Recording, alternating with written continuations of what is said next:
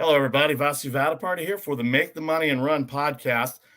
Thursday, January 6th, 2022. I can't forget how long it takes to come from 2021 to 2022. I think it takes a month for everybody to get used to it, but it's a very special show today. It's our 2-year anniversary as well, too. Charlie O and I will be on at 1 Eastern, 10 a.m. Pacific for our regular show, but we're celebrating 2 years, and I can't think of a better way to start our 2-year anniversary show, to start the new year. The new year means the end of the regular season for NFL football playoffs next week, and a lot of people will recognize this face if you're watching on video, or you'll hear it on the download and subscribes on all the podcast outlets. It is the great Chris Myers of NFL on Fox, play-by-play broadcaster, joins me, Vasu Vaddiparty, on the Make the Money and Run podcast. Happy New Year, Chris. How are you? Yeah, Happy New Year to you, and congrats on the anniversary. I didn't know I was. Thank you. Well, I couldn't think of a better way. I mean, after all, I've only bugged you for about a year and a half, so might as well finally get you on a special show. So I owe you one. I kept saying that things got a little crazy, and so here we are between football games, and we have some time. So it's good to finally talk to you. All right. I know you're doing a million things. I know you do Zoom prep every week. We'll get to all that NFL stuff in a second. I just want to ask you real quick, how has it been different prepping for games from before 2020 and COVID to last year, no fans and being at the stadium, to this year with fans and maybe even some states, depending on the COVID situation, limited fans and just game prep in general for you? Because I think people are interested in how the broadcasters prep for games.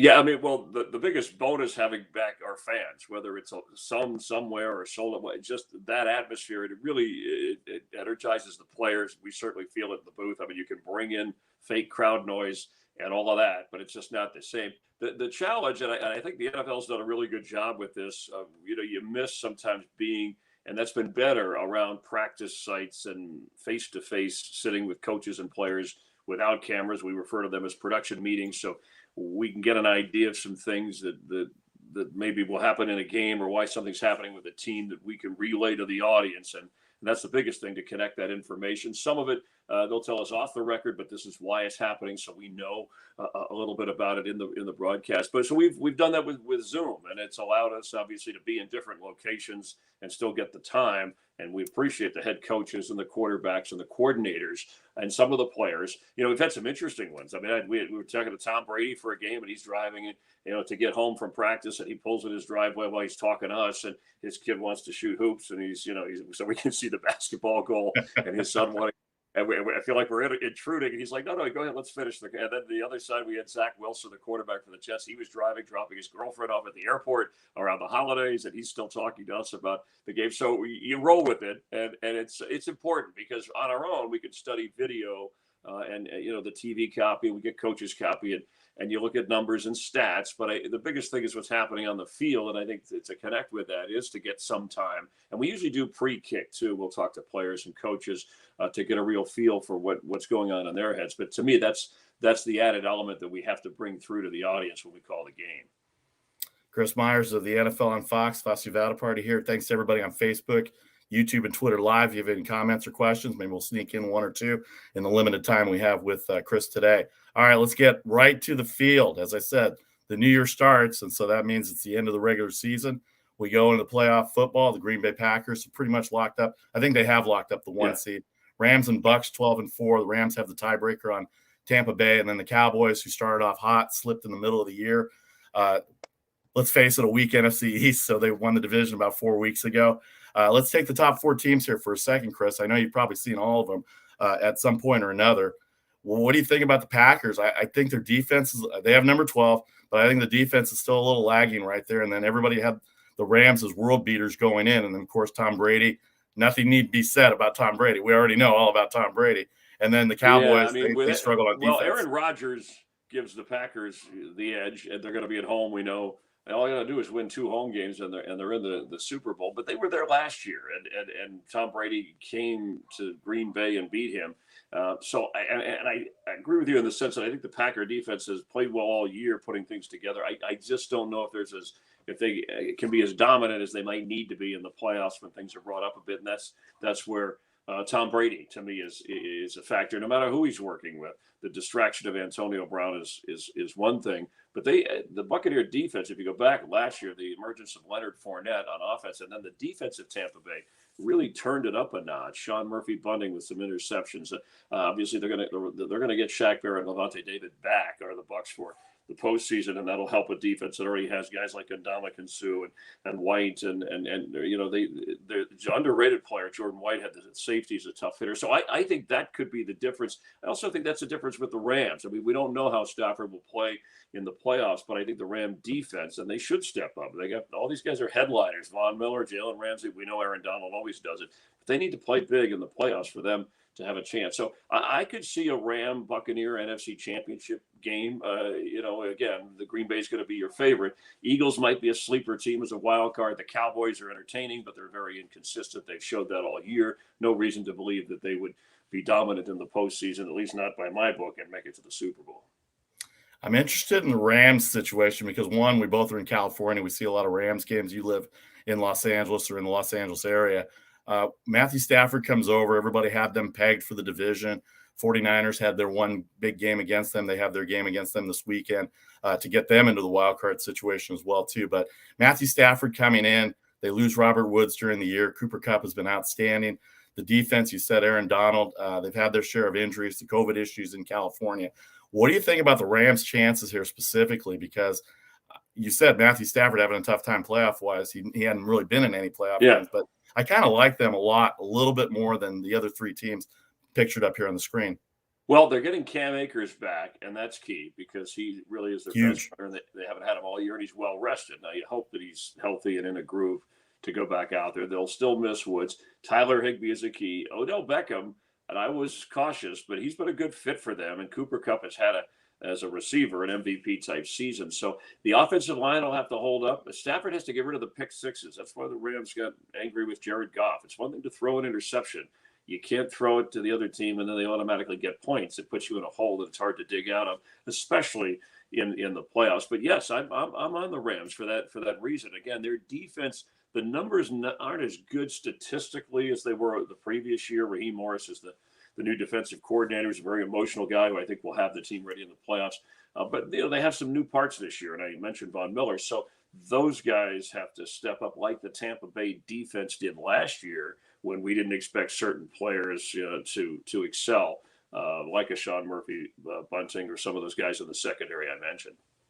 This is the Make the Money and Run podcast. Chris Myers, our guest from the NFL on Fox and Fox Sports. Vasu Vaddiparty here on our anniversary show. Don't forget, 10 a.m. Pacific time, we will have the 2-year anniversary show with Charlie O and myself. All right, you talked about the Eagles, 3-5 during the year.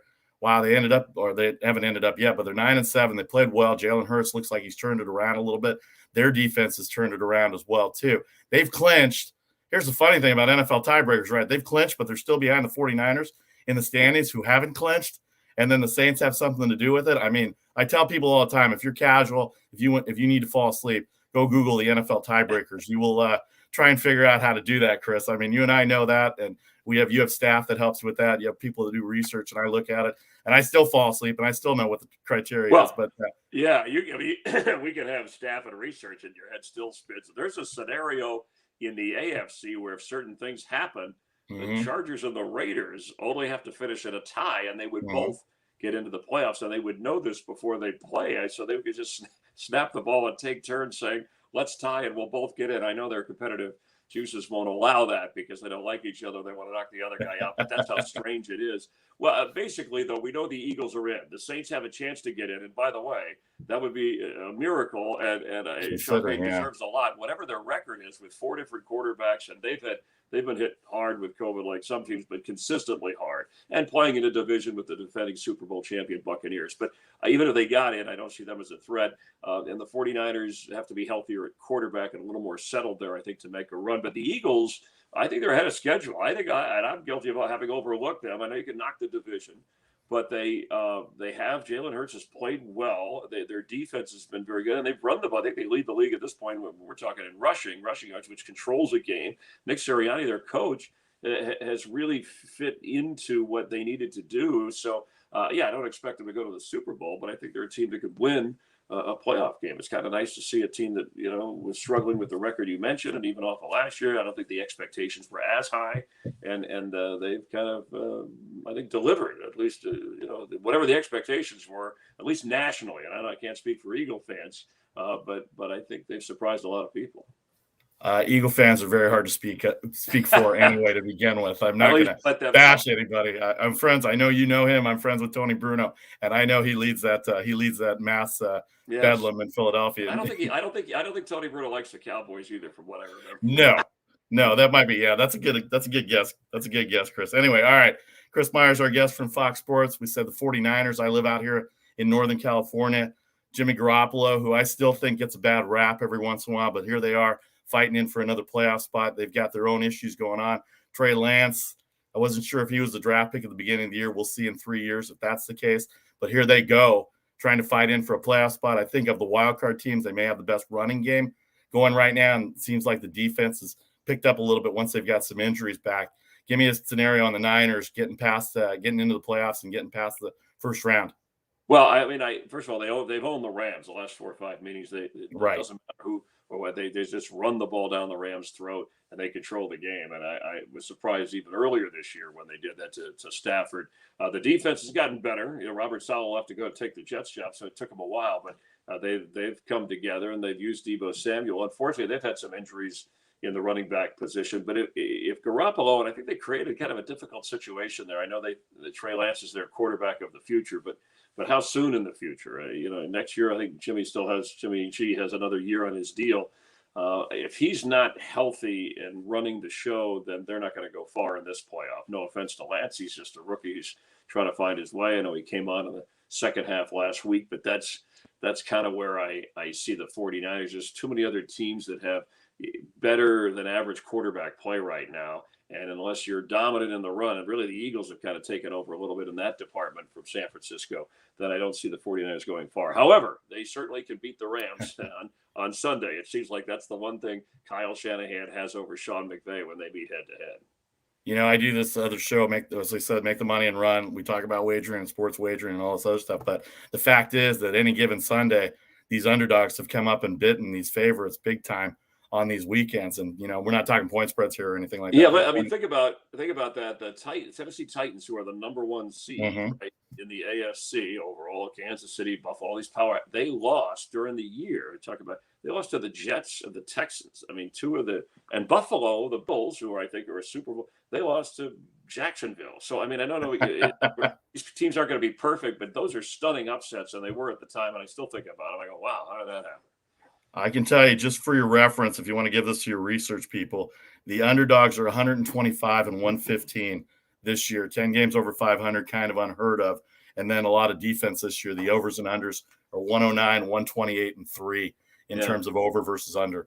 And we've had the road, the being a home team advantage matters very little. I mean, for the second straight year, road teams have really done well. Now in the playoffs, I don't have that information in front of me, but still, I know Tampa Bay as a wild card team won. They had to win the 3 games to win the Super Bowl. Then they're at home for the Super Bowl, which is kind of funny. This year they'll have at least one home game, and the Rams, of course, playing at home for one game, we think, and then maybe more, and then of course the Super Bowl in LA if they continue to play well. Maybe we'll get to the Super Bowl in LA here, depending on what the numbers are. I read some stories on that. All right, a few more minutes here with Chris Myers of Fox Sports. You don't get to see a lot of AFC teams being in the NFC, although that scenario has changed a little bit. The Tennessee Titans, you said, number 1 seed. They beat Kansas City early in the year. Kansas City's only loss in one of their only 2 losses before last weekend in their last 11.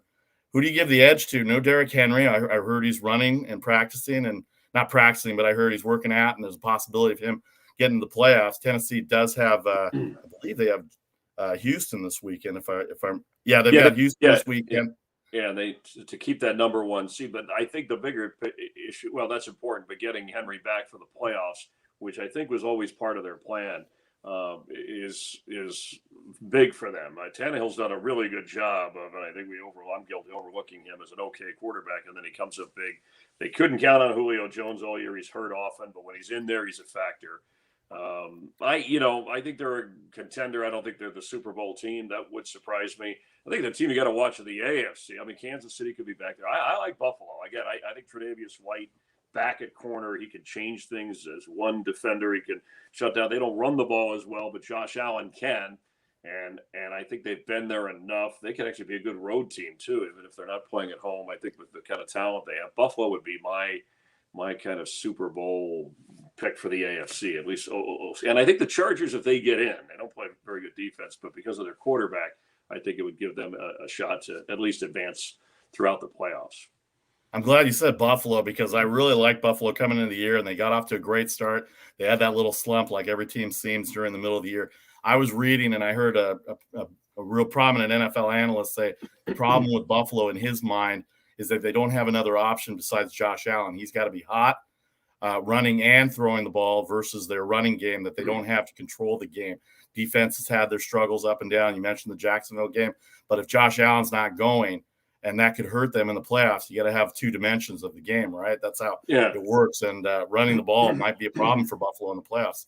Yeah, especially they never really, they have Singletary, Zach Moss, but they never really got that, I think, going. When they lost to Jacksonville, though, it was really their offense didn't put up very many points. So, but I think Josh Allen, I trust him. I love Josh Allen. Yeah, I think he's got to be careful with turnovers and protecting the football. Again, that it just seems to, it's so magnified, like I was talking about with Stafford. When you turn it over in the playoffs, it's like it seems like it hurts twice as much, and it hurts a lot. Most coaches have told me that other than the score, the next thing they look at is the turnover ratio. As far as stats go, they don't worry about yardage given up here at red zone. There, they worry about turnover after the most important thing, which is scoring points and limiting the other guy in scoring. Last thing on the AFC here, the Raiders and Chargers said that's a win and in scenario if they tie. Somebody actually came up to me the other night. I was talking to somebody and they said they should just kneel on the ball the whole time. And I'm pretty sure Commissioner Goodell would have a problem with that if they kneeled and gone to a tie, and then they both got in. The Ravens are in 11th overall, and yet they're still not eliminated. Same thing with the 49ers, who are ahead of Philadelphia in 6th, but not in the playoffs yet. I love the Chargers. I thought they were inconsistent this year. You're down there in LA. You see them. We had a talk during the summer about a team that was on the rise, and then they go out and lose to Houston last week and really jeopardize themselves. Give me your take on the Chargers here real quick. Well, I'm surprised that their head coach, who came from the Rams as a defensive coordinator the year before and led the league in defense, or at least giving up points, that's the most important stat, that they're just not better defensively. I mean, but I think with the quarterback they have and the offense they have, they can outscore anybody. They really blew it against Kansas City in that Thursday night game. I know. Yes. Brandon Staley wanted to be aggressive and wants to show his team it's trendy. Hey, go for it on fourth and but you got to have the plays to do it. You also got to. You can't just go in constantly rolling the dice. He overdid it, I thought, in that game. Hopefully he learned from that. You can still be confident and show your team you want to be aggressive, but you can't be foolish about it. And hopefully they learn from that. I think, again, as I said earlier, if they get in, I think they're a team that can make a run to at least the championship game, but not enough defense to be a Super Bowl team. But I love watching Justin Herbert. I think him and Joe Burrow are the two quarterbacks, with Brady and Rodgers aging, although Brady could play till he's 50.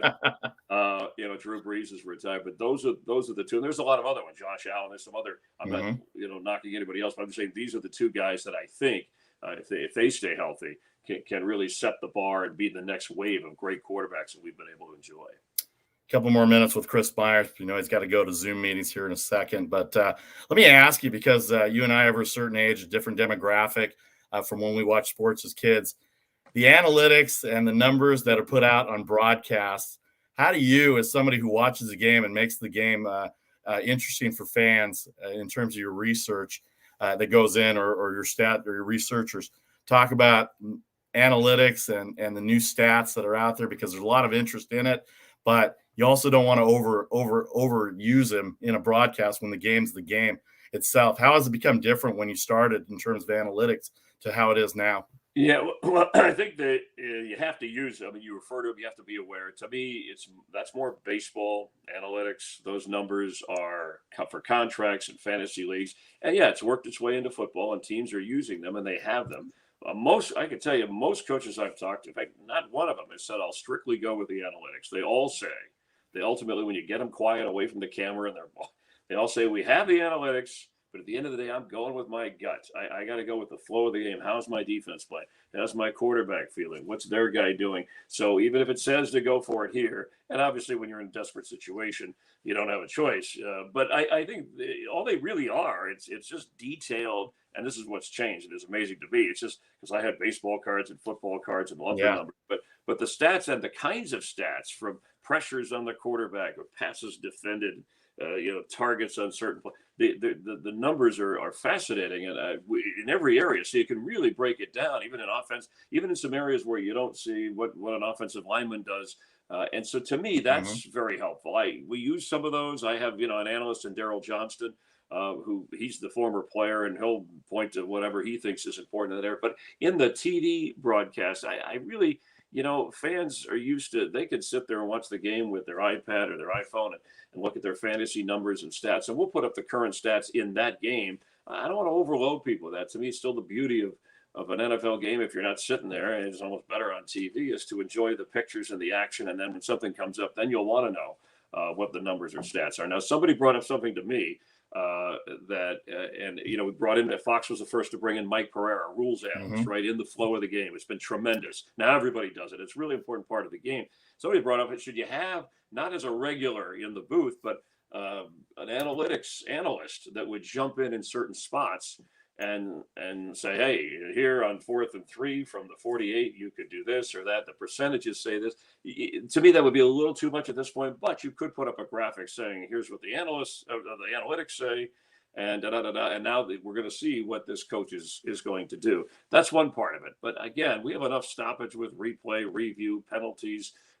Enjoy the game. And if you want stats and numbers, there's places to find them, but they are an important part of the game. I know it's a roundabout, rambling answer, but I'm kind of thinking through it because it's a deep question with a lot of different points to it. Yeah, that's for a conversation for another time when we talk to Chris Myers here of Fox Sports. It's also a long conversation, but what was your impression? You were in New York last week with Antonio Brown. Now, there's a lot of side stories that go with that and all this other stuff. We don't need to get into that, but here you are in the middle of a broadcast, and all of a sudden the camera pans on Antonio Brown. I saw your sideline reporter Jennifer Hale's Instagram post of her and him talking in a regular normal photo before the game started. And then all of a sudden in the third quarter, I mean, he's basically disrobing and running off the field. I mean, how do you have, I mean, mental health is a big issue. I work with Ted Robinson out here in the Bay Area and a bunch of stuff and charity stuff with regards to that. It's very important to me from that standpoint. But, I was in the corporate world for years, just not to bore you with that. But anyway, the point is, if people want help, they should ask for help. And sometimes I think a lot of this with professional athletes, sometimes it could be an act. You don't know what's really going on with that. But just your reaction on that. This is a deeper conversation, but just how you handle that in terms of the game itself, because that was a big game for the Buccaneers. And all of a sudden this happens in the middle. Yeah, and we're not making light of any issues that he has, but he's had opportunities. He hasn't faced up to them, and he hasn't put in enough effort from different people for him to change in terms of Antonio Brown. But from a broadcast standpoint, calling the game, Tom Brady, maybe the greatest quarterback, he is the greatest quarterback of all time, trying to lead a comeback for a team going to the playoffs with down his top 2 running backs and receivers. And then you got this shirtless guy running on the field, or at least towards the end zone, throwing his shirt in the stands. At first, I thought it was a fan who had lost his cool. And usually we don't show a fan on the field because there's security and they could get knocked over or whatever. And we shouldn't bring attention to people that shouldn't be where they shouldn't be. But then we realized this is, Antonio Brown, his jersey's over here and he's throwing his shirt. So you had to adjust. And Daryl Johnston, we've given our history of knowing him a little bit, and Daryl having played on a Cowboy team through the years have had some interesting characters. Nobody like this, but some Deion Sanders and Michael Irvin's personalities that he took the approach of, hey, how it affects a team trying to win another Super Bowl and a great quarterback like Tom Brady, who went out on a limb and that's the storyline too, that Tom Brady went out on a limb and he kind of he's trying to twist the story, whatever the aftermath is. I just don't know how credible he is. Meaning Antonio Brown. The Bucs are better off without him. I know as a player, they love the guy's talented, and in practice, he's done all the things that they need him to do. But he's got issues, and so if the Players Association really wants to help him, then that's the way to do it. Not worry about what team he's on or what kind of paycheck. They need to get him to commit. I think he's been in anger management that he didn't complete the program. He's had other investigations into domestic abuse and allegations like that. So there's a much deeper problem here. No doubt. Than football. But from the football standpoint of what we're talking about, and we're not being insensitive, the Bucs need to move on without him and not worry about the distractions. But it was a very unusual circumstance in terms of enjoying a game and a comeback and then having something like this happen. And again, in the moment, we're live, not knowing all the facts. Right. You can prepare for a game. You know, he's had an ankle injury. You know that he had the fake vaccination card, which is why he was suspended a few weeks earlier. You knew that he had 15 targets the game before and 10 catches. In this game, he had 5 targets and 3 catches. But you didn't know exactly, and we still don't know exactly what happened. Right. But eventually we will. Well, I know you don't show fans. I know some of the broadcasts that I've worked with, you don't show fans. I thought maybe it was a fan for a second to denigrate, to separate half our generation. I was waiting for Mike Curtis to come on the field all of a sudden. There you go. I remember. Hey, yeah, see, I'm going to quote Chris Myers here. I kid because I care. All right, that's that's the kind of security you need in the when somebody gets a little out of control. Mike Curtis definitely took care of that. Absolutely. Well, like I said, as I quote Chris Myers here, I kid because I care, because obviously it's a separate issue here. Right? Well, don't worry, Chris. I watch it. I watch you, Chris. Don't worry. I watch you, Chris. All right. The last thing, I was very proud to have some affiliation with Fox over the weekend. I saw all the broadcasts on Sunday Ticket. John Madden was from here in the Bay Area. I knew him a little bit, met him a few times. Obviously, the impact that he had in football way back, again, half the generation going to be lost because everybody under 25 doesn't even know he coached, maybe not even broadcasted for that matter. But you may have been around him a little bit since your time at Fox. He was there for a few years still. I know him a little bit, going in a hotel and a bar up here in Pleasanton, California, and what is his soundstage and everything like that I've seen from the outside. Just give me a quick couple of minutes here on John Madden, who passed away last week at 85.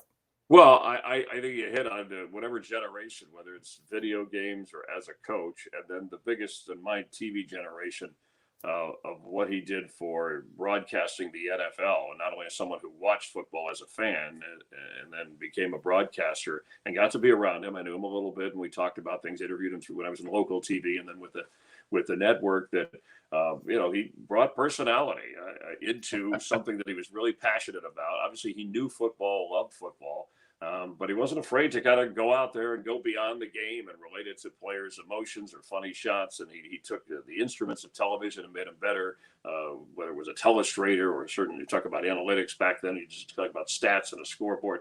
But at the core was his love for the game and for people. So, if you have those two things, and that's always what's driven me in sports is, love for people in the sport, but it's football, baseball, NASCAR, in his case, football. And he really did. He brought a lot of fans into the sport, not only from his coaching in the video game, but I think mostly through television because of the time, the audience that it reached.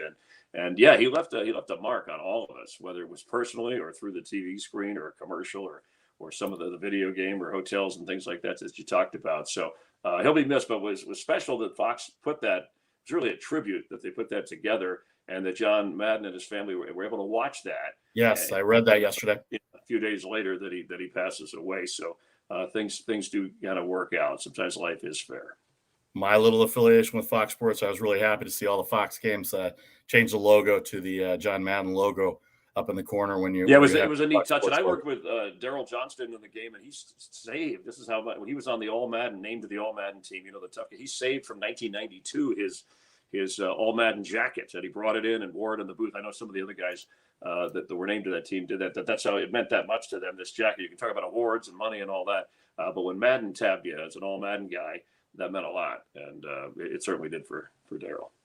All right, our guest, Chris Myers. Chris, I really appreciate it. Hang on for a second. Let me thank our sponsor here. Give you a second here. Thanks to the Britannia Arms of Capitola and Cupertino for sponsoring the Make the Money and Run podcast, our 2-year anniversary. Thanks to everybody out there for all your support and all your comments. We'll be back at 10 o'clock on the West Coast with Charlie O for the 2-year anniversary as well. And don't forget to join us every week on our show as we go into 2022, hopefully for bigger and better things as we go. Chris, I really appreciate the time. Thank you very much. Hang on for a second. I'll exit out here and we'll have a quick chat. And then I want to say goodbye to everybody. So thanks to everybody for watching. Thanks to Facebook, YouTube, and Twitter. Make the Money and Run podcast. Vasu Vaddiparty here. Thanks again to Chris Myers. Take care, everybody. We'll see you soon.